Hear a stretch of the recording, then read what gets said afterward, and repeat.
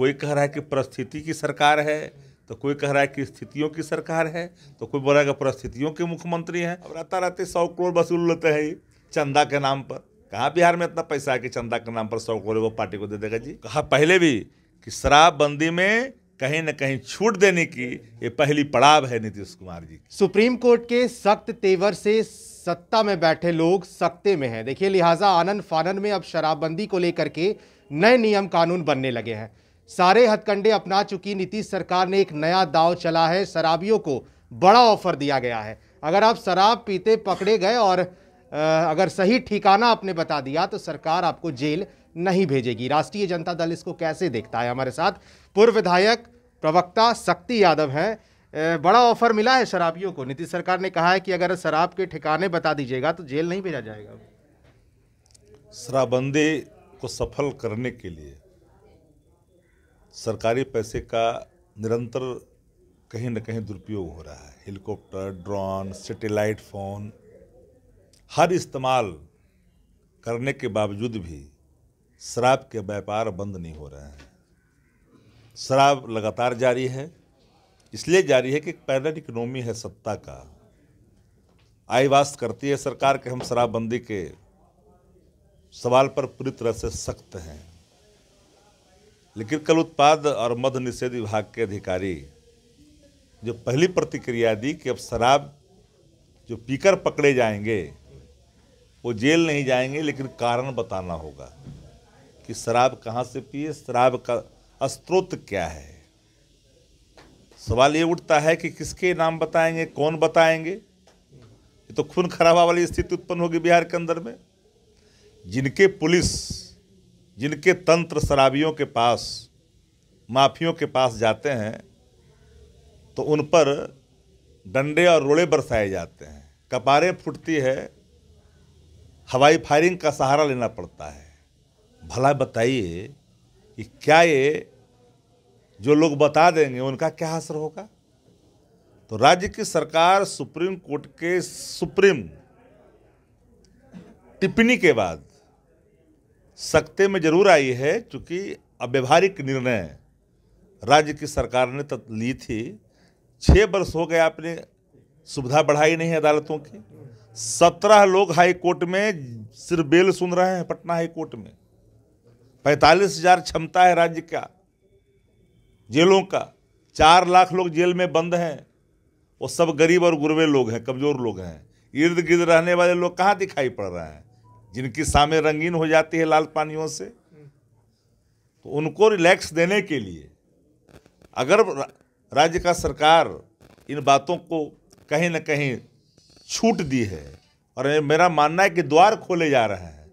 शराबबंदी खत्म हो, इसके सारे द्वार खोलने की ये पहली कदम है, और ये निर्णय राज्य में खून खराबा को बढ़ावा देगा। और ये बात नीतीश जी को भी समझ लेनी चाहिए कि ऐसे ही तो बिहार अपराधियों की चपेट में है। आए दिन लूट, हत्या, बलात्कार की घटना चरम सीमा पर है। एनसीआर की रपटें बिहार को आज जिस रैंक में ला करके रखा है कि एक बार बिहारी होने के नाते चिंता होता है। इसलिए नीतीश कुमार जी का यह निर्णय कि जो शराब पिएंगे उनको तभी छोड़ेंगे जब बताएंगे कहाँ से लाए हैं। जिसको बता देगा थानेदार को तो क्या करिएगा? अब बता देगा एसपी को तो क्या करिएगा? अब बता देगा कोई नेता को, इसको कौन लेगा? जब आपको हम लोग बता दिया, शासन में एफआईआर है बोचहा थाने में, उत्तर बिहार का सबसे बड़ा डिस्ट्रीब्यूटर का संरक्षक राज्य सरकार का मंत्री है, उससे गुलदस्ता लेते हैं मंचों पर, तो ऑपरेशनल पॉइंट में डिस्क्रिमिनेशन दिखता है।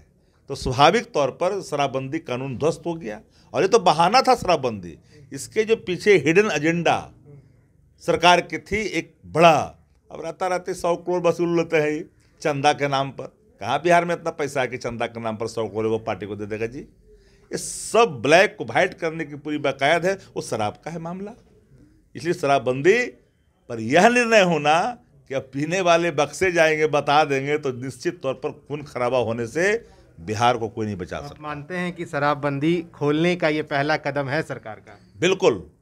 हम तो कहा पहले भी कि शराबबंदी में कहीं न कहीं छूट देने की ये पहली पड़ाव है नीतीश कुमार जी की। आज 71वां जन्मदिन भी मना रहे हैं, विकास दिवस के रूप में मनाया जा रहा है।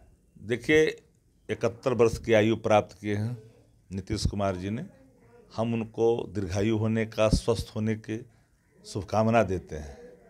और आज का दिन चूँकि जन्मदिन है, उनके जो समर्थक हैं, जयकारी जो लगाने वाले जो लोग हैं, अब जिस रूप में मनाए, लेकिन एक नैतिक कर्तव्य, एक मानवता, एक जो सामाजिक ताना बाना है बना हुआ, उस नाते निश्चित तौर पर उनको दीर्घायु और स्वस्थ होने की कामना करते हैं उनके जन्मदिन पर। विकास हुआ है ना, विकास दिवस मनाया जा रहा है, तो विकास तो हुआ ही है। अच्छा, किसी पार्टी को कुछ भी मनाने का अधिकार है। आप जानते हैं क्या क्या मना रहे हैं, किस किस रूप में मना रहे हैं। यूपी में जाके क्या बोल रहे हैं, कोई कह रहा है कि परिस्थिति की सरकार है, तो कोई कह रहा है कि स्थितियों की सरकार है, तो कोई बोल रहा है कि परिस्थितियों के मुख्यमंत्री हैं। तरह तरह की बातों, लेकिन आज का दिन चूंकि उनका जन्मदिन है, तो स्वाभाविक तौर पर उनका दीर्घायु होने की ही हम कामना करते हैं। चलिए, राष्ट्रीय जनता दल ने बिहार के मुख्यमंत्री को शुभकामनाएं तो दे दी है, लेकिन देखिए शराबबंदी को लेकर भी जो बातें सामने आ रही हैं, लिहाजा कई फैसले आए हैं, उसको लेकर भी अब ये शराबबंदी खोलने के नए कदम, पहले कदम की तरफ नीतीश सरकार आगे बढ़ रही है। अब देखना होगा भविष्य में क्या होना है। फर्स्ट बिहार के लोग यहाँ दिल्ली बंबई में घर पर घर खरीदते जा रहे हैं, और एक ये साहब है कि अपना घर बेच दिए। वाह, रिटायरमेंट का पूरा पैसा लगा दिए थे दिल्ली में घर लेने के लिए। अरे बाबूजी, तो अपना एक नया घर खरीद भी तो रहे हैं ना। नया घर खरीद रहे हैं? कहाँ? पूर्णिया में। पूर्णिया में? हाँ। अरे बाबूजी, दिल्ली बंबई में घर खरीदना अच्छी बात है, लेकिन अपने घर पे घर खरीदना बड़ी बात है। देखिए, पूर्णिया में पनोरमा सिटी और पनोरमा हाइट दोनों जगह का ऑप्शन उपलब्ध है। देखिए और बुक कराइए। मतलब अपने शहर में अपना घर? जी बिल्कुल। अब कीजिए घर वापसी पूर्णिया के पैनोरमा सिटी और पैनोरमा हाइट में। पैनोरमा सिटी और पैनोरमा हाइट, आपके शहर में आपका अपना घर।